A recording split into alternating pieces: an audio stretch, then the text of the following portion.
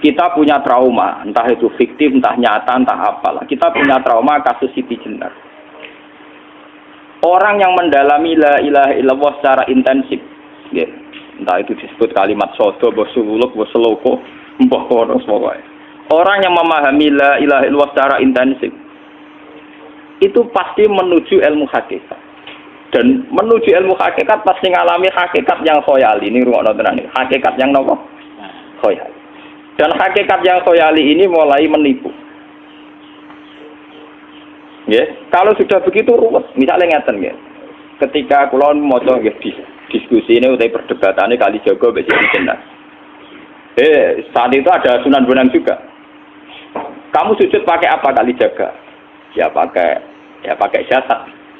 Dari Siti Jenar. Daging kamu itu hanya onggokan daging. Nanti itu jadi bangkai. Dan setelah jadi bangkai itu habis. Kamu nanti ditulis Tuhan tidak termasuk yang sujud. Kebuat yang mbok sujud itu bentek. Mikir kan juga.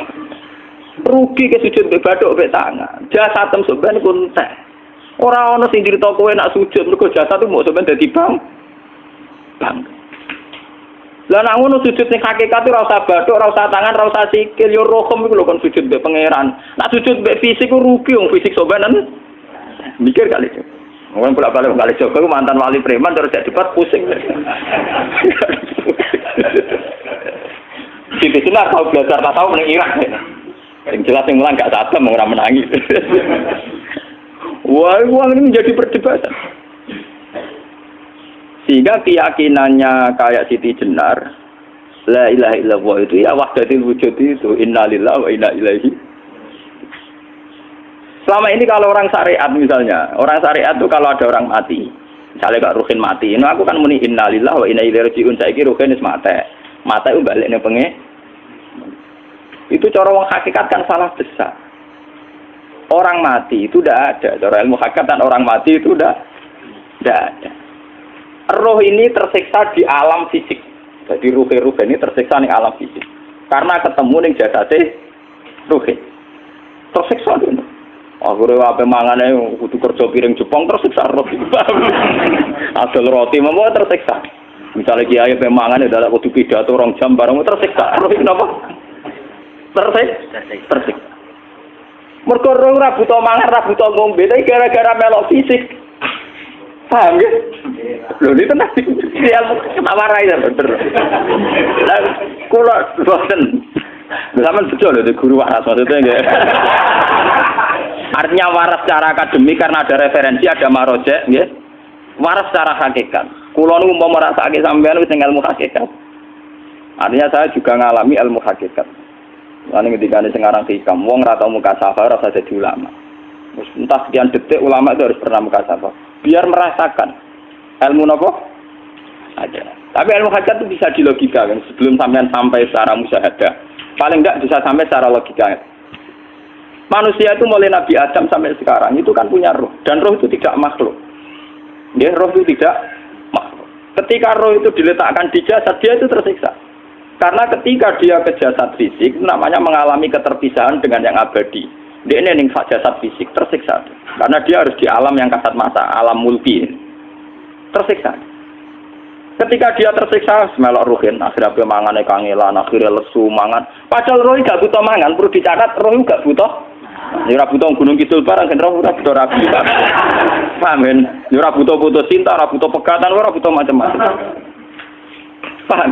Tapi karena dia nemplek jasad sing butuh mangan, butuh rabi, butuh wedoan macam-macam. Akhirnya roh tersiksa. Suatu saat kalau roh ini dalam bahasa manusia mati, ini dalam bahasa manusia mati. Ini hakikatnya roh itu tidak mati, dia kembali ke habitatnya. Ini disebut innalillah. Kita ini dari awal ya dengan Allah. Wa inna ilaihi juga kemudian nanti kita pasti kembali ke Allah. Dan itu diyakini betul oleh orang wahdatul wujud. Jadi kalau roh mati itu ya tidak ada mati. Roh sekarang itu kembali karena sudah lama mengalami keterpisahan mergo melok fisik-fisik dari ono kerja dasinan, ono nggo proposal ruwet roh melok. Paham itu? Kita di roh itu napa melok roh? Lah roh ya tersiksa ngaku ra butuh mangan, ya ra butuh proposal bocah ngalor. Itu tersiksa. Makanya dalam cerita-cerita Jalaluddin Rumi yang otentik di kitab-kitab begitu. Ketika beliau mau meninggal, muridnya itu nangis. Dari Jalaluddin Rumi, kamu jangan nangisi saya ini mau pesta, perkawinan. Kamu tidak merasakan penyesalan saya ini lama menyesal karena harus hidup bersama kamu. Terus saya ini tersiksa karena ngalami alam yang rusak, yang fana. Alam yang fana. Harusnya roh saya itu di alam abadi, bukan di sini. Maka jangan tangisi kematian saya. Kematian saya adalah kembalinya roh ke habitatnya. Semenjak itu kematian dianggap malam perkawinan karena roh kembali. Walhasil nguniku cara ilmu tasawuf bahasa Arab jenenge wahdatul wujud, kena Jawa Yogyakarta Solo kok adanu jenenge manunggaling kawula. Mergo sing rawan ngono rugen lho, Pak. Nek tak terangno detail. Jadi batuk mesti iki buku sujud kan. Niku sampeyan ilang. Dadi seksine ora ono cara teorine sinten Siti? Rugi kowe. Jadi ya kentur. Pak kali coba mantan preman jak debat terus kowe ora ngono mbok terus tak pateni kowe. Lah debat ini biar ra iso. Premane kumat. Ya sampeman jak debat ilmi. Ngono ku model. Kali Joko yo ora salah, bisa Sayyidina Umar nggih ngoten. Umar sahabat top, lha jak debat atau milih patenane ya Rasulullah. Gak iso dene ilmiah. Mantar preman pasar rukat terus jadi sahabat top. Debat yang milih mate. Ada wonten cerita wong Yahudi njaluk keputusan Nabi. Bareng wis diputusno Nabi cek mamang. Ndak tenang keputusane ngono dalam sengketa duniawi. Bariku takok ya Ali. Ya Ali, aku mau sowan ning Nabi Muhammad. Dikai keputusan tapi mamang cara kowe pilih. Sampai Ali dikai keputusan persis kanjeng Nabi. Cek mamang neh takok Umar. Takok Umar aku mau sing Muhammad, ning Ali dikai keputusan kok mamang, Mar. Cara kowe piye? Urusan dunya. Enteni itu. Entah dia melepuh buat apa? Uang diputus Nabi ora marah. Buat mati. Awe. Mereka mantan apa? Cara mantan intelektual kan ya wajar nggak uji kok percaya Nabi. Kan bareng cara Ali ya sudah gak percaya wis kandhani. Ora mesti cara Ali kan. Lah ora bapak ini. Ya wajar wong Yahudi kok percaya Nabi, nak percaya ora situ Yahudi Muslim. Lah Ali situ Gus Dur. Lah Gus Dur ra beda piye tenang. Ali nyen ngoten watake ngoten. Nasibe padha. Ali itu ilmuwan yang jadi presiden gak sukses. Sing niru Gus Dur. Mergo ning dinggo nek wong pinter mimpin ra sukses. Wong pinter gampang maklumi. Lah misalnya kita jadi kiai wong pinter. Pak Yai santri ini pacaran. Maksud itu jangan ada cawe itu. Wah, ruwet. Terus malah dalil zinalina subuh syahwat minan. Piye pondok tanpa pelaturan. Paham ya? Ruwet dah. Mulane aja geman, iki kiai pinter teman-teman aja geman. Sing biasa wae ana syariate sithik-sithik. Sing kamane ana santri pacaran tersinggung, ana santri nakal tersinggung. Sing ana rasane lha donya ana napa? Jadi nak meguru kula nu urusan ilmu semi hakikat. Mon gitu. Sehingga kayak Siti Jenar, cara pandang Siti Jenar itu masuk betul ning gone pemikiran para santrinya. Kados Ki Ageng Pengging siapa masuk betul karena masuk akal. Cara mereka napa? Betapa tidak ada artinya fisik ini. Nah, kalau semua fisik ini tidak ada artinya, kemudian yang ada artinya itu roh, perjalanan apa? Perjalanan roh, sehingga diartikan inna lillah wa inna ilaihi raji'un. Inna sholati wa nusuki wa mahyaya wa mamati lillah. Lah kemudian sekarang sampean tak tanya misalnya ini latihan ilmu hakikat. Wa mahyaya lan penguripan ingsun. Kalau ingsun itu artinya fisik atau jasad, itu keliru besar karena jasad tidak pernah hidup. Yang hidup itu roh. Paham ya? Sekarang artinya wama mati itu apa? Kematian ingsun. Kalau roh itu tidak pernah mati, berarti kematian roh adalah keterpisahan dengan yang agung atau yang abadi. Dan semuanya itu lillahi rabbil alamin. Sehingga mereka mengatakan kematian itu satu pesta. Malah kados Bilal ditakoki, ya Bilal, ketika murid-muridnya nangis bergape mati, Bilal ki seneng ae. Godan nalqal akhibah Muhammad dan wakhisbah. Lah nak mati malah seneng kok ketemu kekasihku. Sebab itu kematian tidak pernah jadi problem bagi mereka sing soleh. sing menembus ilmu hakikat. Paham? Tapi ilmu hakikat kayak ini itu yang diyakini Siti Jenar, diyakini Jalaluddin Rumi, diyakini para wali-wali wahdatul wujud. Dulu Syekh Husain sinten Al-Halal. Itu kemudian melahirkan prahara syariat. Prahara apa? Syariat. Sebab itu Wali Songo, oke Siti Jenar benar dalam filosofinya, tapi harus dibunuh karena menjadi prahara syariat. Sama dengan yang dikatakan Nabi itu benar, tapi menjadi prahara syariat. Akhirnya disomasi oleh Umar radhiyallahu anhu. Jadi sebetulnya sama, pola-pola ceritanya sama. Intinya sebuah ilmu hakikat harus dikawal napa? Syariat. Nggih kula bolak-balik, contoh paling gampang wit pisang. Wong nak mangan gedang kulitnya tetap dibuat. Tapi umpama gedang dari awal ora usah kulit, ra sido dadi gedang. Paham nggih? Meskipun kon ape dipangan ya dibuat. Tapi kita tidak bisa membayangkan pisang dari awal tanpa napa? Mbah kekeringan, mbah bosok, mbah ra sido dadi napa? Pisang. Terus pentingnya syariat lagi begini, gitu. Mulane penting ngaji wali-wali syariat sing pinter kados Sunan Kudus, kados Sunan Bonang.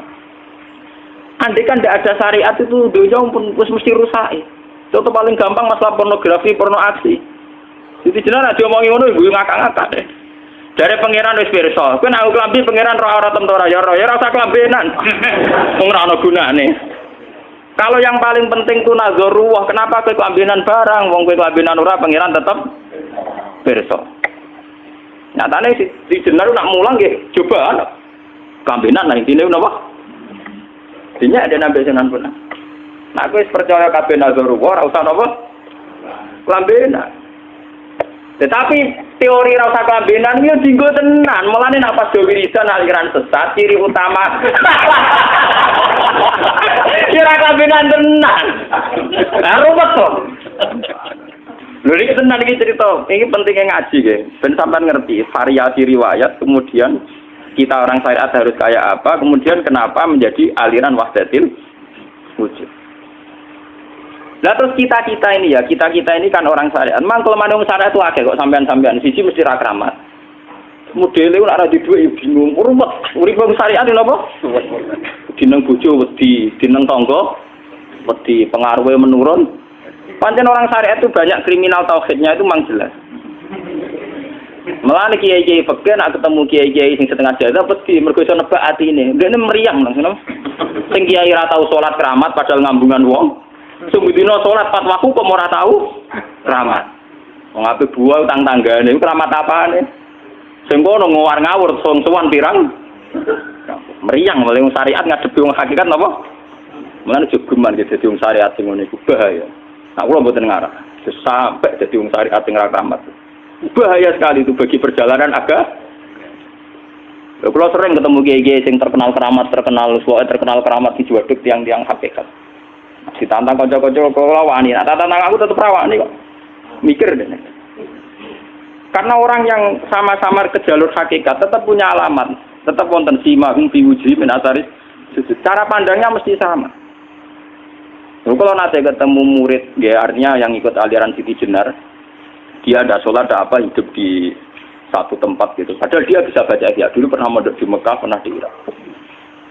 Itu ya meresahkan para kiai. Kemudian sebagian mereka minta saya suruh ketemu. Ya walhasil kalau ketemu pertama gitu.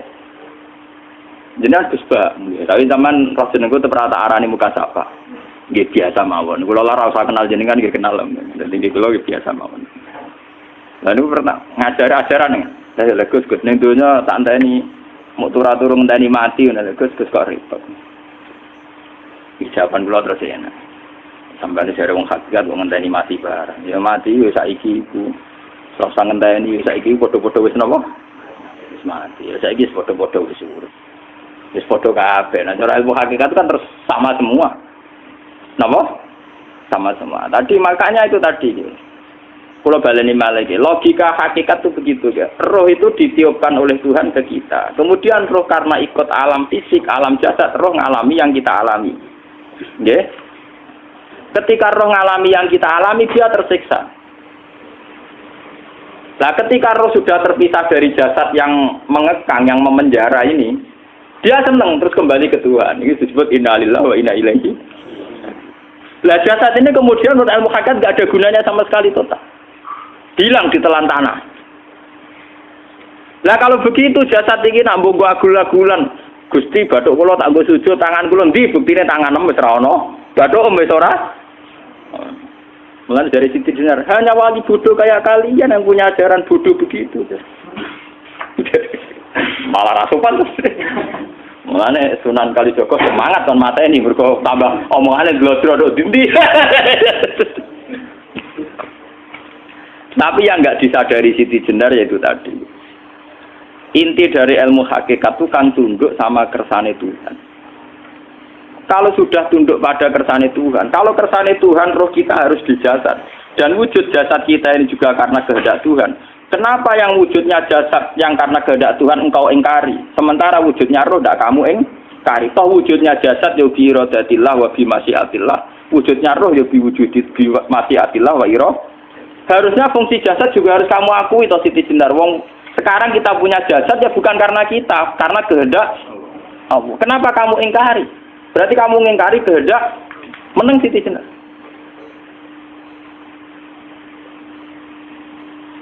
Makanya hakikat yang pertama saya itu pasti khayal. Lah Siti Jenar itu hakikatnya baru yang sampai khayal itu. Jika dia tersesat. Sebetulnya kalau sudah hakikat beneran itu tidak perlu khayal begitu.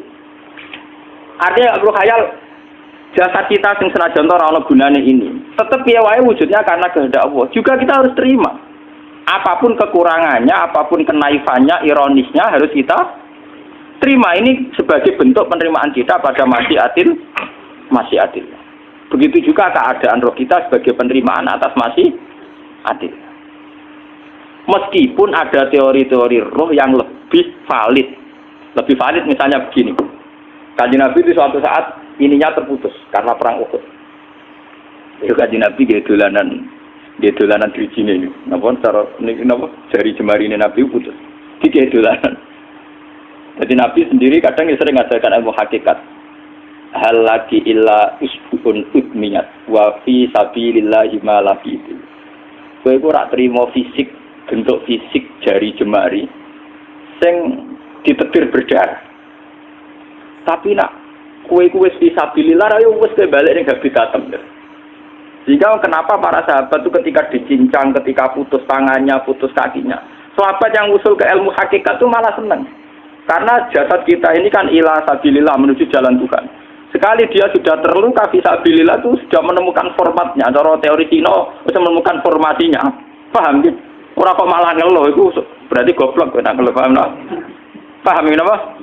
Jadi, makanya Nabi ngertikan, ya itu sudah ketemu formatnya.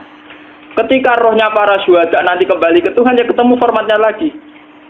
Itu disebut wala taqulu lima yuqtalu fi sabilillahi amma. Dia tidak mati sesuai formasi awal, yaitu roh kembali ke Tuhan dan jasad ikut mengawal. Nah itu Nabi kadang ya pakai ilmu hakikat begitu. Mulane kula bolak-balik matur, kula nunggis mulai umur 20 tahun nopo pinten. Kula ngasih nggih gadah penyakit dan ekstrim penyakit saya. Sampai saat ini kula nak ngobatno ndak lebih 50% nggih karena saya tetap berpikir. Misalnya cara syariat kan berobat, tapi cara hakikat apa betul keberadaan saya di alam ini penting. Sehingga aku kepengen urip tak bela-belani ngantek atusan juta. Jangan-jangan penting mati ikuti bang uripku. Lah nak ngono lha apa tak bela-belani? Entek atusan juta. Jadi misalnya kita berobat ya mau ya dari nabi kan berobat ya berobat. Pokoknya kita Islam nggak sih mau geruda-gerudu kadang orang paham. Sekali kamu mengamati dengan sisi hakikat, coba sekarang sampean pikir, coba sekarang nggak pakai logika hakikat, pakai logika syariat saja. Saya ini misalnya asetnya 10 juta, misalnya, saya punya aset 10 juta. Tapi misalnya aku rugi nawan atau dipengaruhi di masa depan sama nih, kalau pulau kan soalnya cara teori di masa misalnya pulau rugen, artinya kere di duit 10 juta aset. Tujuan saya sembuh kan supaya aku iso sembuh sehat, engkau iso kerja untuk anak. Tapi karena saya sakit nanti operasi tidak 10 juta. Operasi tidak 10 juta. Wong aku repera mesti iso marisi anak. Apa meneh nak duit 10 juta tak ada gue berobat malah jelas ra iso marisi. Lah nak ngono penting matiku ya dibanding 10 juta. Karwan iso diwaris langsung. Sementara anak aku mari dibiayai 10 juta, rong mesti mari 10 juta mesti entek. Artinya tidak ada jaminan kalau berobat itu secara visi ke depan lebih baik. Soalnya malah ngentekno donya nggak jelas akibat positifnya. Misalnya tetap lumpuh duwe teori loh. Bapak artinya apa? Teori hakikat tetap lebih benar bahwa hidup itu tidak ada artinya. Semua itu tidak ada artinya. Berobat apa enggak berobat semuanya tidak ada arti. Teori loh gini. Sehingga kalau kita tengah-tengah aja tengah-tengah kados kula misalnya lara nggih berobat. Gusti separuh kalau ngelakoni syariat, tapi sebagai kalau ulama fikih, separuh kalau lakoni apa? Jadi kalau tetap buatan ngarah obat 100%. Tapi orang ngarah berobat, wong kalau tiang apa? Syariat. Tapi memang faktanya itu begitu. Cara Kanjeng Nabi kadang Kanjeng Nabi berobat. Kadang Kanjeng Nabi wis nikine tercincang gede guyonan. Wahal lagi illa usbuun udwiyat ke ora putri sing gak melok-melok. Nah, bukti bahwa jasad ini begitu tidak penting. Kayak Sayyid Hamzah. Menurut Sayyid Hamzah nganggep wahyu bentone ra karuan.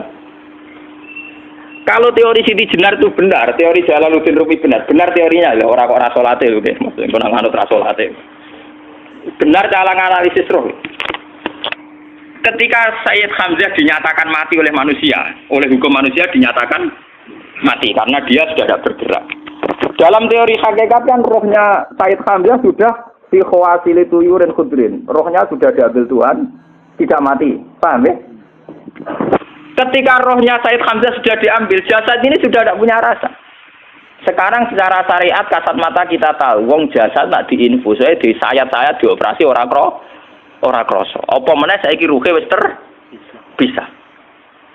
Lah ya jasad itu cek gampange, dioperasi dibius saja terus tidak kerasa. Apalagi rohnya sudah diambil. Nah saiki bayangkan, ketika Sayyid Hamzah itu sudah di atas, niku kira-kira delok wahsi ra wong bentuk. Lho wong kok baca igabus.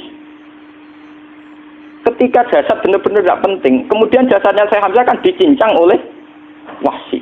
Ketika rohnya sudah diambil kan Hamzah tidak merasakan. Berarti Sayyid Hamzah guyu-guyu wahsi. Wahsi cek bentuk nih gabus dicincang. Paham ya? Lho niki tenan. Artinya ketika pandangan manusia iba kepada Sayyid Hamzah karena dicincang, dimutilasi oleh wahsi tidak ngalami Pak Sinten, Sayyid Hamzah tidak ngalami apa-apa karena rohnya sudah bersama Tuhan. Dan iso wae Sayyid Hamzah malah guyu-guyu wahsi. Cek gobloke. Gabus kok dicincang. Lah nak ngono rak mirip, makanya nggih. Dalam hal ini itu dalam teori roh itu sebetulnya Siti Jenar tidak sesat dalam teori roh. Tapi jangan katakan itu penemuannya Siti Jenar. Siti Jenar itu terlambat. Sebelum itu ada Husain Al-Khallas, sebelum itu ada Jalaluddin Rumi, sebelum itu juga ada sahabat, ada nabi.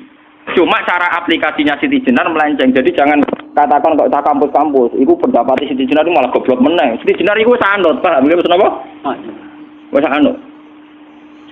Nah, teori yang sama terjadi pada Yesus Kristus. Ketika Yesus misalnya secara lahir dicincang, dimutilasi, diapakan oleh orang Yahudi. Sebetulnya rohnya dia sudah bersama Tuhan, kembali ke Tuhan Bapa, nah cara Kristen. Nah cara Islam ya balik ning pangeran. Andaikan itu iya, itu ya ada masalah karena hakikatnya dia tidak dicincang, tidak dibunuh. Andaikan iya lah, tentu menurut Islam yang dibunuh Yudas atau siapa itu yang masuk bialah. Tapi sama sebetulnya teorinya sama. Kalaupun iya ada masalah. Oke, kalau misalnya Nabi Isa karena ada kontroversi menyangkut dia atau Yudas. Sekarang yang Zakaria dan ya Zakaria Yahya itu dicincang betul oleh orang Yahudi, matinya dimutilasi. Tapi dia tidak apa-apa.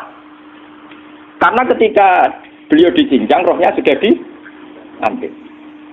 Ini rumah tenan kan, bener untuk kendel mati paham kan ya. Jadi maksudnya ini kalau ajari, nak mati itu tidak problem. Ini kalau urip mesti loh. Nah ini bersamaan paham ya. Kaitan la ilaha illallah ini nanti semuanya sama kaitan sama apa? La ilaha illallah. Ini nanti ujungnya sama dengan la ilaha illallah. Begitu juga seterusnya. Misalnya Yahya kalian sinten? Zakaria. Ketika Tuhan ditanya, jadi tenggene alam malakut pengiran ditakok, ya Allah, Yahya dan Zakaria itu kan hamba pilihan engkau. Ketika dicincang kok jenengan biarkan. Endi Yahya Zakaria dicincang? Aku iku ora goblok dari pengiran.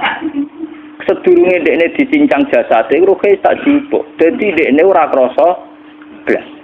Begitu juga ning tafsir-tafsir sampean lihat wa Maryama Sayyidah Maryam yang istrinya Fir'aun. Itu kan dia iman sama Nabi Musa. Asiyah, ya Asiyah imro'ati napa?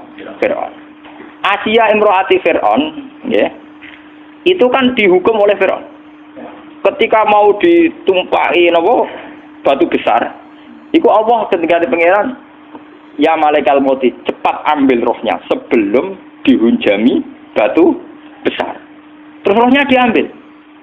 Sebab itu dalam hukum Tuhan, Tuhan itu tidak merasa bahwa Tuhan membiarkan Asiyah, membiarkan Hamzah, membiarkan Yahya, membiarkan Zakaria. Dalam hukum Tuhan, semua orang ini roh-roh terhormat. Akhirnya nak nganggo teori iki sing nyincang malah goblok, wong gabus goblok cincang ngono lho. Nak nganggo teori iki malah berbalik, sing goblok sing nyincang.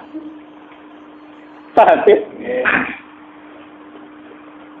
Yo ora kok sesuai sampean kiaskan saja. Wong dibius wae disayat-sayat gak krasa. Kaya apa nak ruhe bener-bener wis tercabut terpisah. Rasane ning ndi? Iku disebut wala taqulu lima yuqtalu fi sabilillah napa? Lah kemudian roh ini kemana? Nah, roh itu sudah menyatu dengan kalimat tauhid. Mesti roh itu bersaksi la ilaha illallah. Itu sing disebut ning alam roh ketika Allah tanya alastu bi rabbikum mesti qalu bala. Mesti mereka jawabnya apa?